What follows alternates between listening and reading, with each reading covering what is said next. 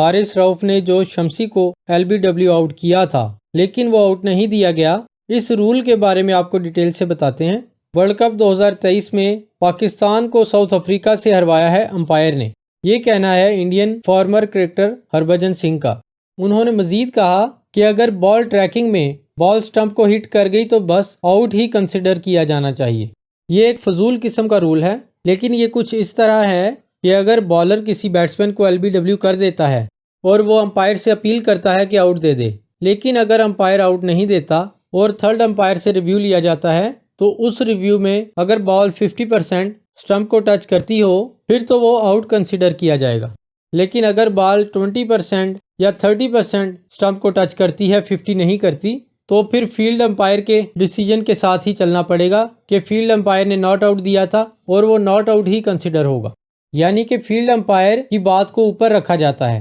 حالانکہ بال ٹریکنگ یا ٹیکنالوجی کے تھرو جو بھی دیکھا جاتا ہے وہ سب ایک پروجیکٹر کی مدد سے ہوتا ہے، یہ کنفرم نہیں کہ بال وہاں ہی آ کے لگنی تھی، لیکن ٹیکنالوجی کا یہ ڈیسیجن بالکل غلط تھا کیونکہ حارث رؤف کوئی اسپنر نہیں ہے کہ بال اتنی زیادہ موو ہوگی۔ اگر ہم وہاں سٹاپ کر کے دیکھیں جہاں پیڈ پر بال لگی ہے تو اس کے بالکل پیچھے ہمیں لیگ سٹمپ نظر آتا ہے، تو بال وہاں سے اتنی زیادہ موو ہو کر بالکل وکٹ کے کونے پر کیسے پہنچ گئی؟ اتنا زیادہ موو نہیں ہو سکتی کیونکہ حارث رؤف کا ٹارگٹ ہی سٹمپ تھا اور بال نے بالکل لیگ سٹمپ کے اوپر آنا تھا، نہ کہ ذرا باہر نکلنا تھا۔ لیکن جو بھی ہے، ہربھجن سنگھ کا تو یہ کہنا تھا کہ بال اگر سٹمپ کو تھوڑی سی بھی ٹچ ہو تو اسے آؤٹ ہی کنسیڈر کیا جانا چاہیے، یہ نہیں کہ 20% ہو رہی ہے یا 50% ٹچ ہونا لازمی ہے۔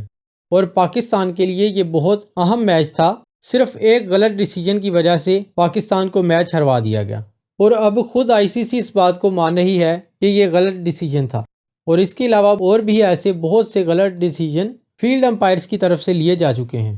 اسی میچ میں ہی بالکل سیم اسی طرح کی بال پر آؤٹ دیا گیا تھا، لیکن دوبارہ اسی میچ میں اسی بال پر آؤٹ نہیں دیا گیا۔ یہ کس طرح کا فضول ترین رول ہے؟ اب چاہے ICC بھی اس بات کو مان لے، امپائرز بھی اس بات کو مان لیں کہ ہم سے غلط ہوا ہے، اب اس بات کا پاکستان ٹیم کو کوئی فائدہ نہیں ہونے والا، کیونکہ پاکستان کے لیے وہ ایک اہم میچ تھا۔ کرکٹ کے بارے میں اپڈیٹ رہنے کے لیے ضرور سبسکرائب کریے۔